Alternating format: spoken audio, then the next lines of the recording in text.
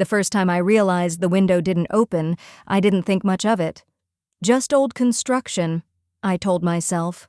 A warped frame, painted shut.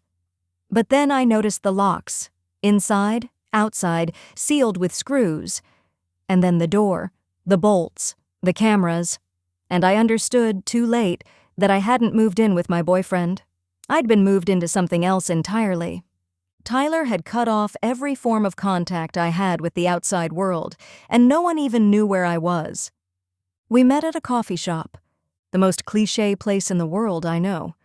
He bought my drink after I forgot my wallet. He was charming, polite, warm in that way that made you feel safe instantly. He didn't press for my number. He just said, "If we're meant to meet again, we will." And then he walked out. I thought about that moment for weeks, and then somehow ran into him again. Same coffee shop, same line. This time he smiled and said, "I guess we're meant to." I gave him my number. He was perfect at first, and I don't say that lightly. He listened when I talked. He remembered my favorite snacks.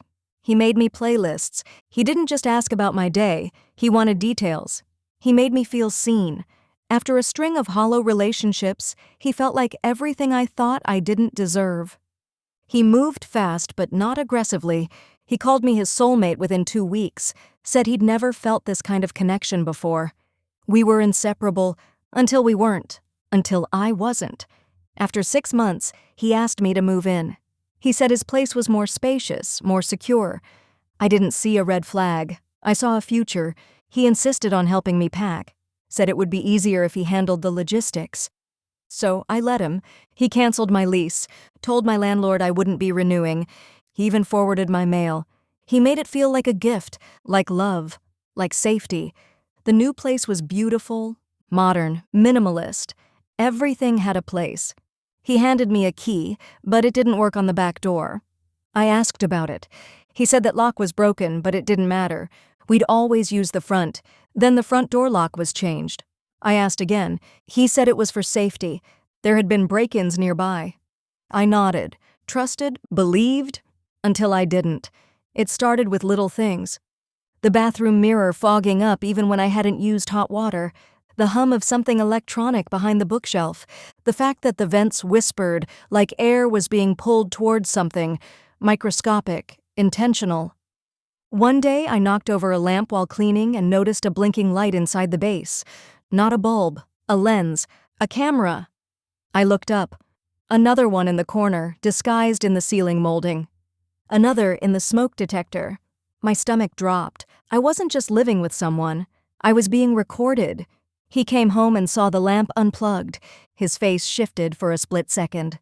Not surprised, not angry, just calculated. He kissed my forehead, asked how my day was. I didn't bring it up. Maybe I was jumping to conclusions. Maybe I was making a big deal out of nothing. Maybe this was his high-tech security system that he forgot to tell me about. But deep down, something in me already knew. Everything from the point on was so subtle, I kept second-guessing myself. I kept wondering if I had just seen too many Lifetime movies, and my mind was creating some kind of drama for no reason. But the little things continued, like how my phone started acting up the second week in the house. Calls would drop mid-sentence, texts wouldn't go through, apps glitched.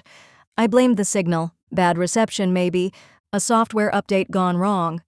Tyler offered to take a look. He said he'd worked in tech before, said he could fix it, said I didn't need to stress. The next morning, my phone was faster, smoother, except my contacts were gone. All of them. Family, friends, co-workers, just a clean slate. Tyler said it was part of the reset, that my backup hadn't synced. He was so sorry. I cried, he hugged me, said he understood how frustrating tech stuff could be, and then handed me a new SIM card, just until we got things sorted. I didn't question it, because I didn't want to seem dramatic, because he made me feel like the world outside didn't matter as long as we had each other. Days blurred. We stayed in more. He cooked elaborate meals, played records instead of streaming. He said digital things were noisy. He was all about peace, he told me.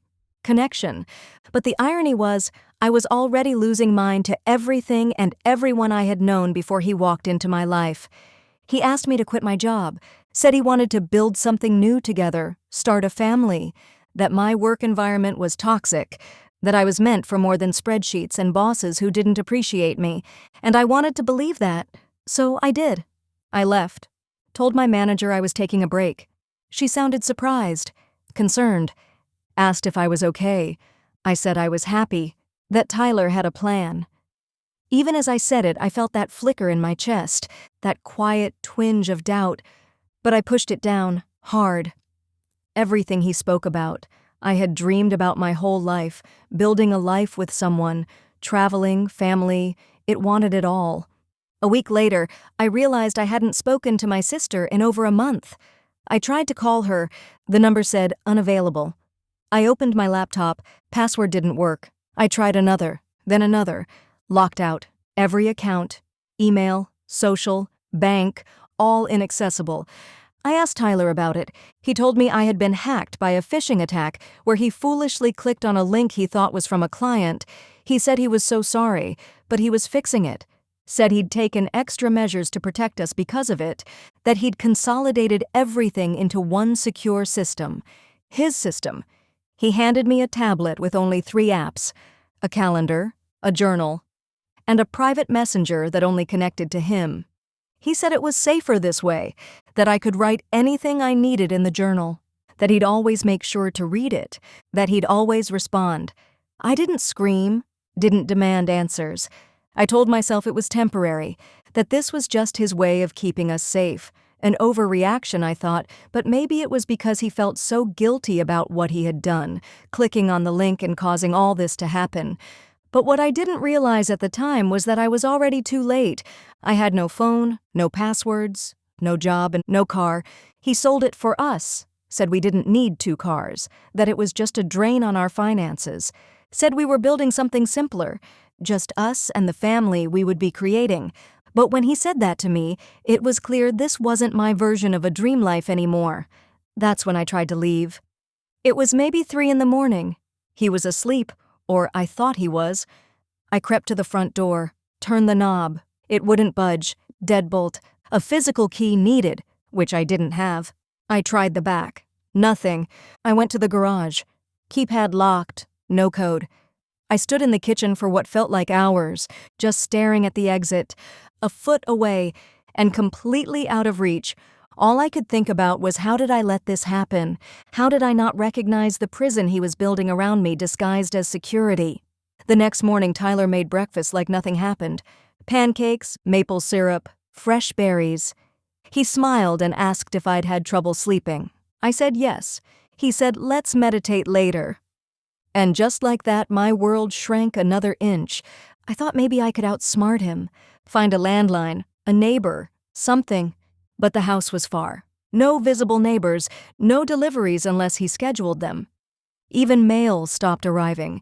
He said everything was going digital, paperless, but we had no Wi-Fi, no data, just his offline peace. And then one night, I heard him talking on the phone. Laughing, not the laugh I knew, a deeper one, lower, unfamiliar. He was in the office, a room I was never allowed to enter. He kept the door closed. But I heard my name, and then the words, "She's finally stopped asking." My stomach turned. I backed away from the door like I'd touched something burning. My heart was hammering. He was talking about me, like I was a product, a project, and I realized something. This wasn't about love anymore, if it ever had been. I went to the bathroom and locked the door, turned the water on so he wouldn't hear me cry, and I stared at myself in the mirror. My hair was longer than usual. He said salons were full of chemicals. My clothes were faded, plain. He said fashion was shallow. My skin was pale. I hadn't been in the sun in weeks. I didn't recognize the girl in the mirror because she wasn't a girlfriend. She wasn't even a partner. She was a shadow, a ghost, something kept. And I finally admitted the truth, even if only to myself. I was not in love. I was not in a relationship. I was trapped. The next day, I noticed something I hadn't noticed before. I don't know what made me notice it. Maybe it was the color of the wall, a faint line in the paint I hadn't seen before. Maybe it was the draft, cold, too cold, coming from nowhere. Or maybe I was just finally starting to wake up. When you're trapped, your senses change. Your brain begins to look for escape in everything, even things you would have ignored before. An odd groove in the floorboards, a too quiet hum behind the fridge start to feel like clues. That's how I noticed the door. It was barely visible, carved into the side of the hallway, flush with the wall. No knob, just a small metal outline camouflaged by white paint, like it wasn't meant to be found. I traced it with my fingers. The surface was smooth, freshly painted. The rest of the hallway had older paint, slightly chipped, faded by time and cleaning sprays. This patch? It looked new. Too new. Like someone had covered something up. Or tried to. I waited until Tyler left. He said he would be gone for a short time because he had a dentist appointment. He rarely left the house, but when he did, he always locked every visible door behind him. He thought I didn't know about the second set of locks at the base of the front door, or the timed ones on the garage door, but I'd learned to watch, to memorize, to count the minutes from the time his car pulled out to the time it returned, and I had 47 minutes. 47 minutes to figure out what the hell was behind that wall. I went to the utility closet, found the small screwdriver he used to fix picture frames and cabinet hinges, and I pried, gently at first, then harder, until the bottom edge of the wall gave a little, then a bit more. It wasn't a wall. It was a panel, a hidden one. I worked it loose, heartbeat loud in my ears, hands trembling with adrenaline and fear and something else, something sharp and ugly that I think was rage. When the panel finally popped off, dust fluttered into my face. Behind it, a keypad, a digital one with numbers. I stared at it like it was a gun. It might as well have been. Because that meant one thing. Whatever was behind that door, he didn't want me to ever see. I pressed my finger against the keypad and put in the date we met, hoping that would somehow be the code. At first, nothing. I didn't expect it to work, but then something flickered above it. An old screen. It blinked red, then blue, then green, and then a soft click. I stepped back, startled, because the panel wasn't the only thing that had been hiding. There was a thin seam, a vertical line that split open slowly with a motorized groan, and behind it, darkness, a room, a whole room. I stepped inside. The air was still, stale. It smelled like old paper and metal and something else I couldn't name. The walls were lined with shelves, not books, files, binders, stacks of printed pages, labels in block letters, dates, names, folders. But what made my stomach drop, what made the room feel like it had tilted beneath my feet, was the photos. Dozens of them, hundreds maybe, Polaroids, glossy prints, taped to corkboards, clipped to wire grids, stored in neat little boxes. All women, all staring into the lens like they didn't know a picture was being taken. Some looked confused, some looked sad, one was crying, and in the corner of every photo, a timestamp. Some were from years ago, some from this year, some were recent.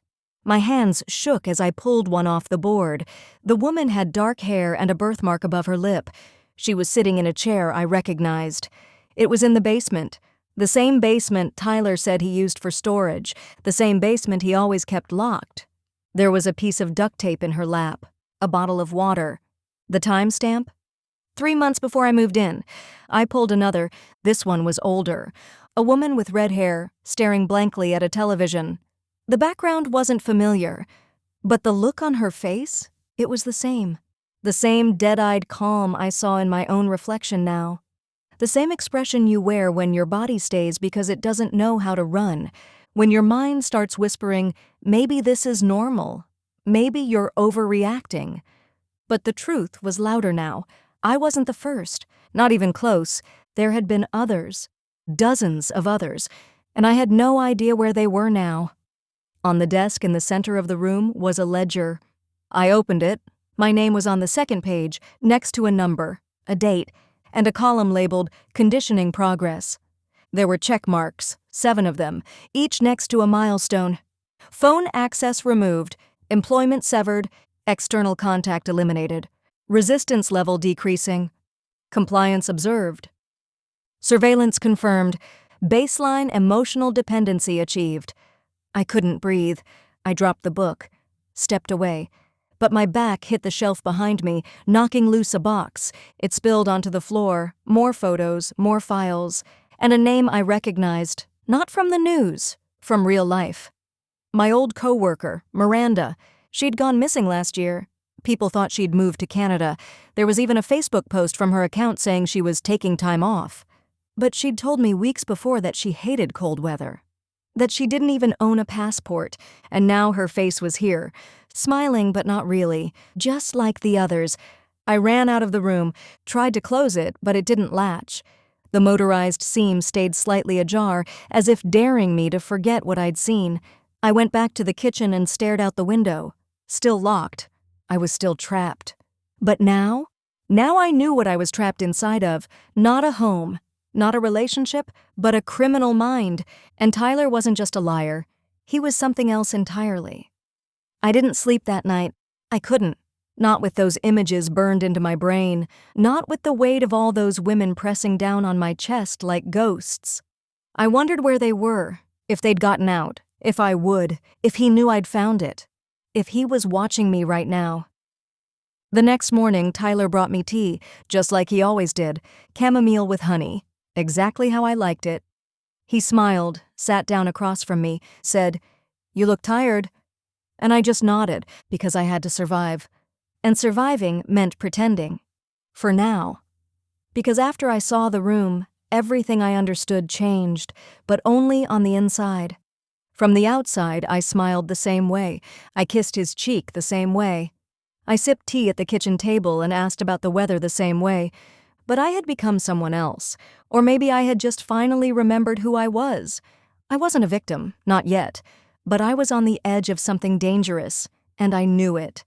I knew what it meant to act too quickly. I knew he was watching. Still, I had to go back, to that room, to the evidence, to the only place in that house that held the truth. So I waited patiently for him to leave again, then I went back inside. The second time I went in, I brought a flashlight. The room had no lights of its own, and this time I took photos. Not on a phone, mine was long gone, but on an old disposable camera I'd found buried in a drawer in the laundry room. He probably forgot it was there as it was dated years ago. I prayed it still worked. I took pictures of the files, the names, the faces, the ledger, and then I noticed something strange. A stack of binders in the far corner, partially covered by a tarp. They looked older, dustier, and the top one had a name scrawled in faded marker, Claire E. It was the only name written by hand. The rest were typed, ordered, neat, but this one, it felt forgotten, or hidden, or both. I opened it. Inside were the usual details, intake notes, photos, logs, but this file went further, way further. Claire had written back, in pen, in the margins, tiny notes that looked like desperate whispers. Day 17, he says he's helping me. I don't believe him. Day 42, if someone finds this, please keep going. Don't let him break you. Day 89, there's a loose tile behind the heater in the basement. I froze. Because we had a heater in the basement. One I had never been allowed near. Tyler said it was old and dangerous, that the pilot light needed maintenance and it was better I stayed upstairs. But Claire had been there. I wondered if she'd left something behind. That night after he went to bed, I started to creep down to the basement, but he called my name, so I pretended to be getting water. I know I had to wait until the next time he left the house. 3 days later, he left to meet a client. So he said, that's when I headed straight for the basement. It smelled like damp cement and copper. The heater stood against the back wall, large, rust-stained, humming faintly. I counted the tiles. 4th from the right, 2nd row from the bottom.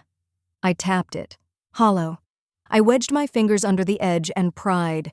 Dust and something sharp scraped my hand. But it came loose, and behind it, wrapped in a decaying plastic bag, a notebook and a flash drive. I put the tile back and went to hide the flash drive. He checks everything, so I decided to hide it behind my dresser drawer for now. Then I sat down to read the notebook. It was brittle, stained, pages curling like they were trying to turn themselves. Inside, more of Claire, More messages. A diary, really. She wrote everything. Every word he said to her, every lie, every time he reset her passwords, every time he made her repeat affirmations until she broke down in tears. She even described the meals, down to the calories, how he controlled what she ate, when she slept, even how many times she used the bathroom. She called him the keeper, not Tyler, just the keeper. She had been there for over a year. And then, one day, her entries just stopped. No goodbye, no escape plan, just silence, a blank page, then another. And another? I sat on the cold bathroom floor, the air thick with dread, and I cried. Because she had tried, she had fought, she had planned, and still she was gone. And now I had to decide, would I disappear like her? Or would I finish what she started? Now I realized what was on the flash drive was my only chance. But I had no computer. Tyler kept the office locked. He carried the key on a chain around his neck. So I watched and waited. Until the morning, he took it off while showering. I took an imprint of it using clay I stole from his art box, poured wax into it, made a duplicate model, then wrapped wire around it to make a wire key. It took 4 days of trial and error. But one morning, while he went out for groceries, I opened the office. The computer was password protected, but the password was my name. Of course it was. He didn't think I'd ever be in there. Didn't think I'd ever be clever enough. He underestimated me. They always do. The flash drive loaded slowly. Then a folder opened. Then another. And then a video. Just one. No title. No date. Just a timestamp. I clicked. The screen flickered. And there she was. Claire, sitting in a chair. The same chair from the basement. But she was not smiling. Her look was cold. Her face looked more like a mask than a face. She was talking. Her voice trembled, but her words were clear. I'm leaving this so there's proof. If you're watching this, it means I didn't make it out, but maybe you still can. She looked straight into the camera. Her eyes were glassy. Don't wait for the perfect moment. Don't try to be smart. Just run, before he erases you. The video cut out. Just black. My hands shook so hard the mouse slipped. I backed away from the desk. Because Claire had been real. She had known, and she had failed. Now I knew it was up to me to save myself. I took out the flash drive and searched for missing persons forums. I wrote a quick message, my name, address, and one word, help. But just as I hit send, the power went out, just like that. Everything went black.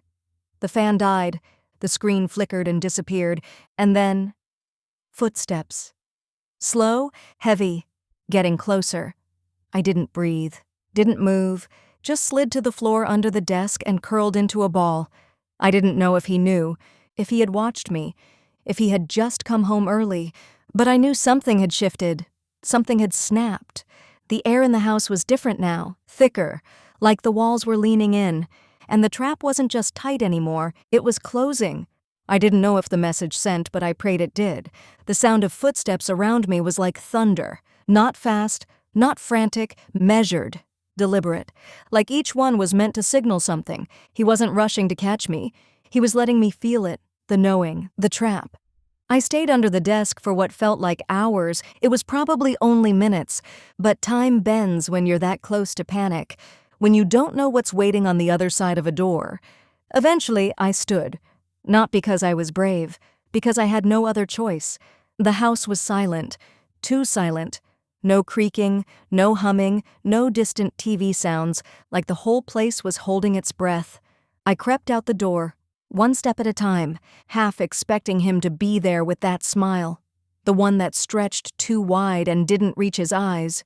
But the hallway was empty. The kitchen? Still. Living room? Undisturbed. And the front door? Locked, as always, but something had changed. A note. Placed on the kitchen counter, folded once, white paper. My name in neat black pen, not baby or sweetheart or darling, just for you. I didn't want to open it. My hands were trembling again. But I did, because of course I did. Because curiosity is stronger than fear when you've already seen what the worst looks like. Inside the note, there were 3 words. Check the mirror. No signature, no explanation, just those words, and I knew what he meant. The mirror in the hallway, the one he always cleaned, always adjusted, the one I was never allowed to hang anything near. I walked to it, looked behind it, and there, mounted flush against the wall, almost invisible, a camera. My stomach turned. I stepped back, suddenly aware of everything. The kitchen, the bathroom, the bedroom, the office, the basement, everywhere. Watched, recorded, measured, every glance, every breath, every plan I thought was private. He had seen it all. I ran, tore through the house, found 3 more hidden cameras, one inside a smoke detector, one behind a light switch, one inside a vent. And then I realized that ledger I saw, the one where my conditioning was marked, it wasn't based on what I told him. It was from watching me, analyzing me, training me like a lab rat behind two-way glass. I went back to the office, plugged in the computer again. The power had come back on, which meant he'd turned it off, manually, remotely. He knew I was in there, knew I'd seen the video, the diary, the ledger, and he hadn't stopped me. Why? Because he wanted me to see it. A new file had appeared on the desktop, one I hadn't put there. It was titled, Phase 2. My throat closed. I clicked. It wasn't a document, it was a video, this time of me, walking through the basement, opening the tile, hiding the flash drive, reading the notebook on the bathroom floor, snapping photos in the surveillance room, all of it. And overlaid on the screen, his voice, calm, even, cheerful. Congratulations, you passed. Pause. I knew you were different. Longer pause. I had to make sure that you were ready, that you could handle what comes next. My skin turned to ice because he wasn't angry. He wasn't scared. He was proud, like I had just completed a challenge, a game, a test. I backed away from the screen, but the video kept playing. Now it showed a different room, one I hadn't seen before. It was clean, bright, like a hotel, a small bed, a dresser, a table set for 2, and a voiceover. I've been preparing the next space. More freedom, more comfort. You've earned it. Then a cut, a still image, a contract. At the top, voluntary cohabitation agreement, and below, my name, typed, dated, next to his. I slammed the laptop shut, ran to the bathroom, threw up, because I wasn't in danger of being punished. I was in danger of being rewarded, of being elevated, promoted deeper into his world, his design, his delusion of a relationship.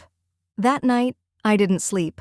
I sat against the wall in my room, lights off, door cracked, waiting for the sound of footsteps, but they never came. I didn't hear him come home that night, but he was there.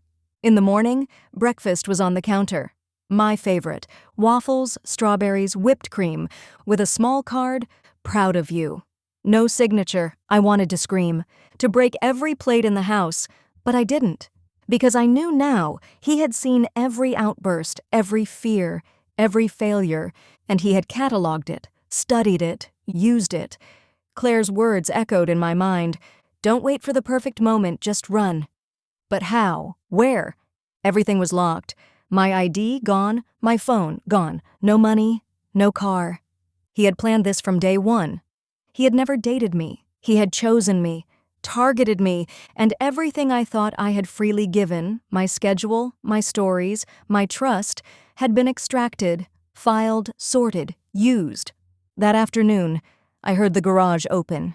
He was back. I froze. The key turned in the lock, and I knew what I had to do. Not wait, not plan, not outsmart, just act. Because if I didn't leave now, if I waited even one more day, I would become exactly what he wanted. Not just a prisoner, but a willing one. I didn't wait for the right moment. I waited for the first one. He was in the shower, singing. That same cheerful tune, something from childhood, off-key and haunting. I slipped into the laundry room barefoot. My shoes would have made too much noise. I grabbed the fake key I had made, the one I'd carved with trembling fingers out of wax and wire. It barely worked last time, but I only needed it to work one more time. I slid it into the back door lock, turned, nothing. My breath caught. Again. Still nothing. I almost gave up. Almost. But I remembered Claire. I remembered her silence. I adjusted the wire and I turned it one more time. Harder. Click. The door creaked open. Cold air hit my face like freedom. I didn't stop to savor it. I ran. Into the woods behind the house. Branches scraped my legs. Mud sucked at my heels. But I kept going. I didn't look back. I didn't breathe until my chest burned. I didn't stop until I saw light. A street. A car. A woman walking a dog. Normal life. Just on the other side of the nightmare. I stumbled toward her, waving, crying. She turned as I reached the sidewalk. And then she said my name. Not, "Are you okay?" Or, "Do you need help?" My full name, calmly, deliberately, like she was expecting me. I froze. She wasn't surprised. She wasn't shocked to see a barefoot woman, dirty and gasping, stumbling from the woods like something out of a missing persons report. She looked at me like I was late for an appointment. "I've got you," she said softly, and she reached into her jacket pocket, pulled out a badge. It didn't say police. It wasn't local. It was something else. Federal? Private? There was no time to read it. Because behind her, a black SUV pulled up.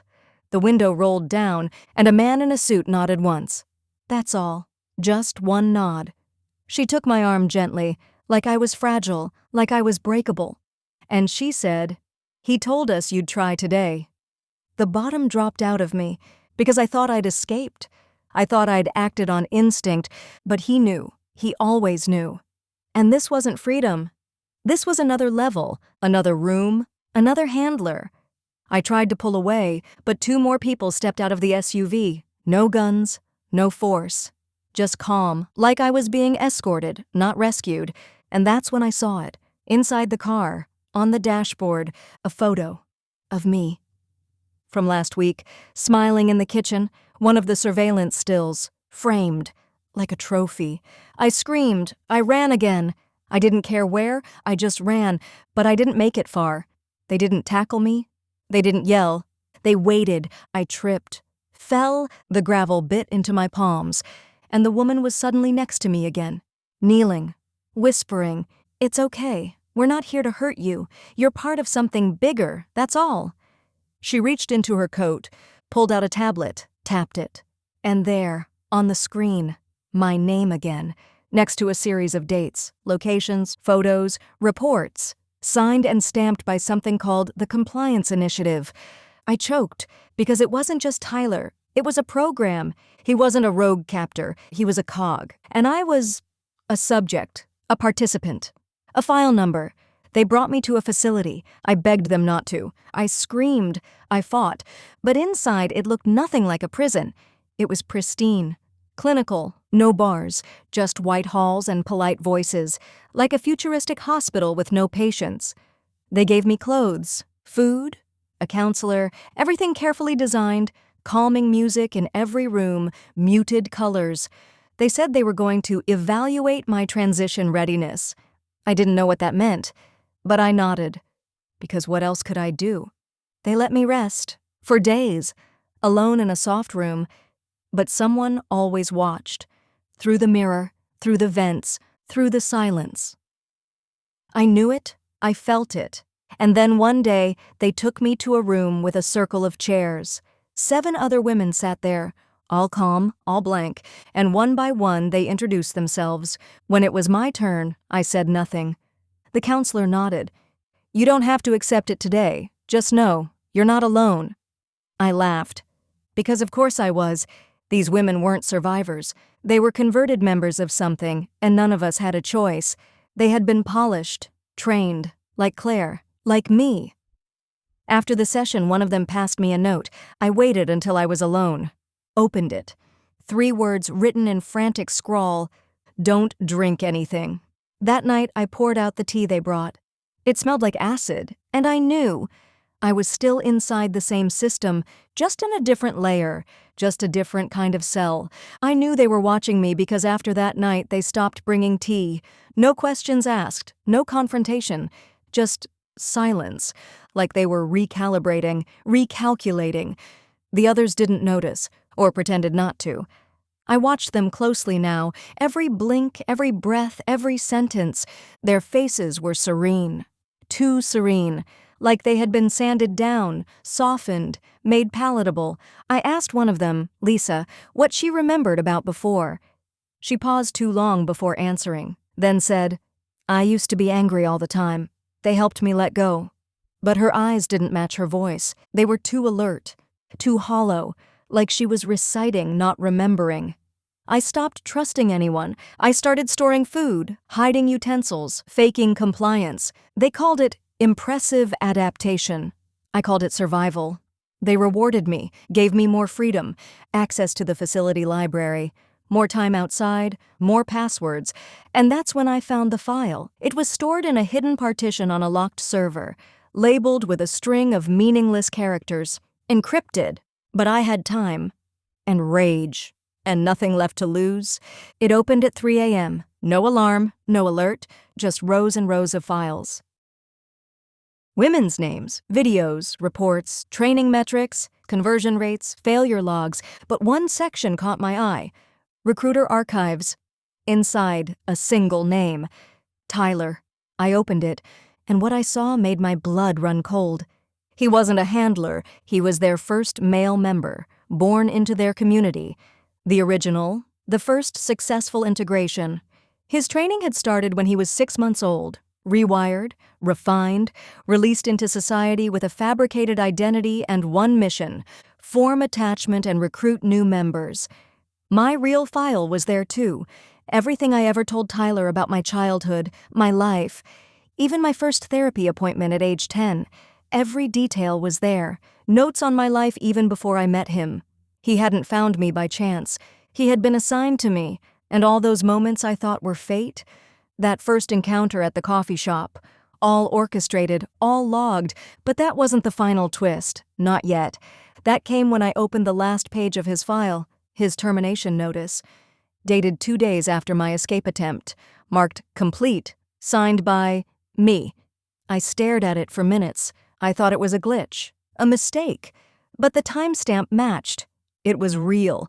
They had already assigned me authority, control, command. I hadn't just passed some test. I was the next phase, his replacement, a recruiter upgrade. They didn't want to condition me to be a member, they wanted me to be a recruiter. They wanted to condition me to be a Tyler, to run the same kind of game on others that he ran on me, to recruit new members. That's why they were watching my reactions so closely. That's why they celebrated my escape attempt. It was all data, all necessary, all intentional. I shut the file, sat in the dark. I couldn't cry anymore. I couldn't feel anything. Because what was the point? I wasn't someone who had just been kidnapped. I was someone who they now wanted to do to others what was done to me. I was sickened by the thought. I didn't sleep at all that night. I plotted my escape. Now I knew it was just a matter of convincing them I had become one of them. That was how I was going to get free. Months went by and I did everything right. I said all the right things. I complied in every way they asked. I learned their beliefs and embodied them mind, body, and soul, or so they thought. I smiled, played my part. They praised my stability, said I was almost ready for integration, told me I had potential, that I was special, one of the few who could truly embody the community's vision. Then the morning came, the one I'd been waiting for. They gave me new clothes, a new name, a new assignment, a target. Her name was Maria. She was 24. She lived alone, had just lost her mother, their perfect candidate. I looked at her file. I saw her photos, her soft eyes. My hands were trembling, and for a moment I hesitated. But then I remembered something Tyler once said in one of his surveillance notes. It's only about who obeys. I closed the file, looked at them and smiled. Not because I felt joy, but because I knew now what this meant. I wasn't their prisoner any longer. I was trusted. I was finally free and out of their control. Now it was up to me to stop them from ever doing this to anyone else. All I had to figure out was how.